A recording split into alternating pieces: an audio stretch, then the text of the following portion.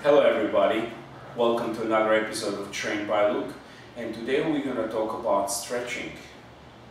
Stretching is one of the most important things in the gym, and yet so many people are not doing it properly, or even worse, don't do it at all.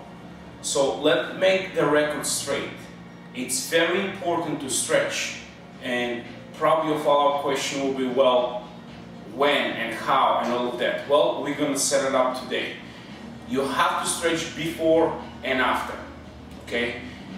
Usually the sequence of events in the gym should be something like static stretching, maybe dynamic stretching or a warm-up, and then you hit the cardio for 10-15 minutes, then you go lift weights, do your main course, what I call for the day in the gym, whatever that may be. Then you go ahead, come back to the cardio, blast it all out, and then at the end again slightly stretching, or maybe even SMR, which is submyofascial release. So this is how a proper workout routine should look like. So today we're going to just cover the stretching parts. I'm going to inform you a little bit, give you some stretching ideas, and we're going to do some exercises, and you can kind of get an idea on how to do them properly and whatnot, and then we'll start from there. That being said, just watch me carefully, watch how I pull the muscles, and again, I will teach you, feel your body. It takes time to get to know your body. It takes time to get the feel about it. So, that being said, let's get going. We're going to start from the neck, we're going to work all the way pretty much down. So we're going to just cover up, there's so many things you can do. There is also like a specialist in stretching that you can actually have another person applies, which is very common with gymnasts and other types of athletes that have other people stretching them through the whole routine. But I'm going to just not get into it. I'm going to just give you some cool stuff so you can work in the gym. That being said, let's get going. The first stretch I will go is your neck stretch. I will go something like this, and you just slightly apply pressure and gently push it. Everything you do in terms of stretching should be about 30 seconds. And go ahead on the other side.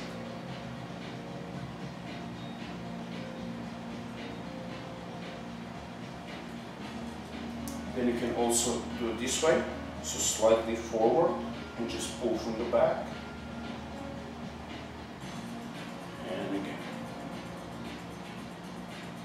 Yes. And also you can do slight circles to get this neck moving. And it shouldn't take more than 5 to 10 minutes, the whole stretching routine. Okay, now we'll go something like this, just a few times each way.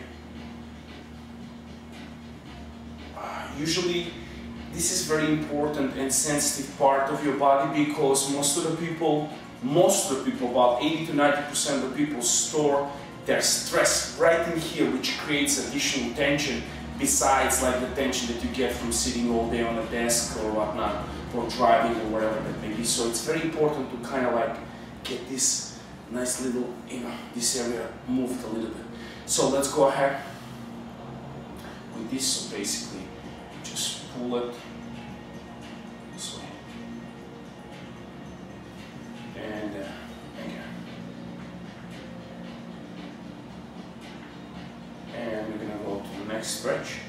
Behind, and just pull. And just hold.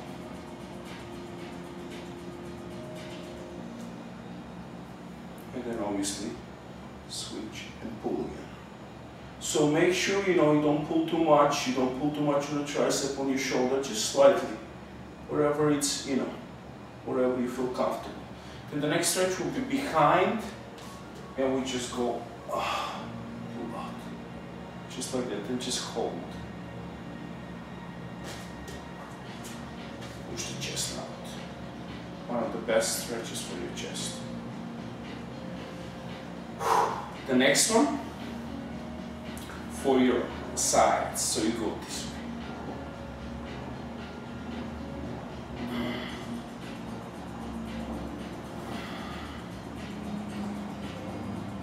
And to make it even more advanced, we can go ahead and even cross the legs.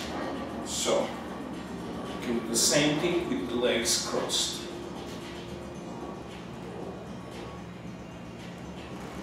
Good. And then obviously the midsection, we can just inhale, exhale and go down. And try to keep your legs as straight as possible. And also you can have them parallel, you can have them together. And obviously you can have them crossed. So you can do slight stretching across the legs. Obviously, wouldn't be bad if you go ahead and do a little bit of circles with the midsection. Kind of get it moving. Another weak part of our bodies, it's our core / lower back. About 80% of people today in America have low back pain to some point in their life. And knowing that, you have to prevent yourself and protect yourself, you know, from that happening to you one day. So let's go ahead with the legs. You could go ahead and hold yourself to something if your balance doesn't allow. If not, just go ahead and grab it. Grab your leg this way. You don't have to touch. You can also go ahead right away this way. Depends on your balance, and you can even cross it this way. And you can just go down slightly. And then you hold. Obviously everything should be about 30 seconds. And then at the end it's pretty much the calf muscles. You can go against the wall and just press. Or you can go back and just go down and just feel it.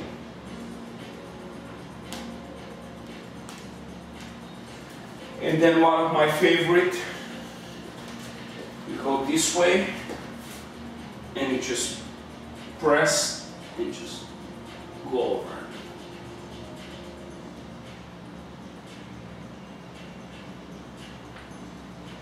And then obviously if we go ahead and switch.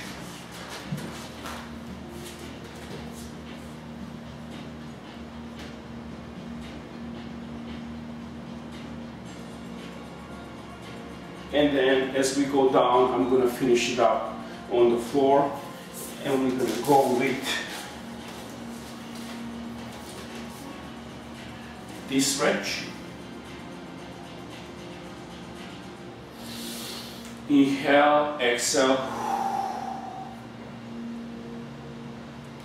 and then we're going to go ahead, switch again here.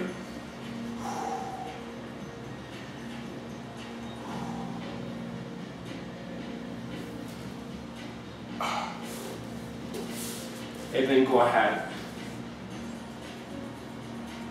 Again. Inhale, exhale.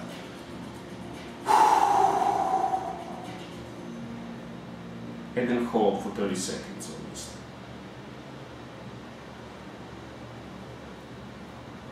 And then the last stretch for today is the legs together.